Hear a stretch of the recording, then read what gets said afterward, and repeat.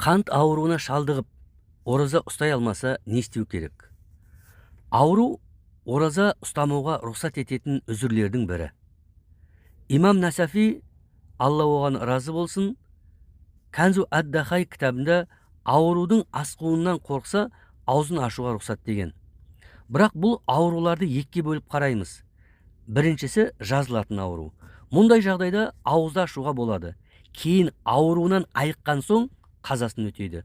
Аллах тағала қасиетті Құран кәрімнің Бақара сүресі 184 аятында ал кім науқас болып немесе сапар шегіп ораза ұстай алмаса, қаза болған күндерін басқа уақытта ұстасын деген.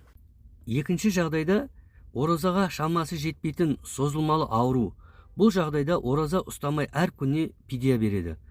Аллах тағала қасиетті Құранда ораза ұстауға шамасы әзер жететіндер, яғни қарттар мен созылмалы дертке шалдыққандар пидия ретінде бір жарлының тамағын беру керек деген.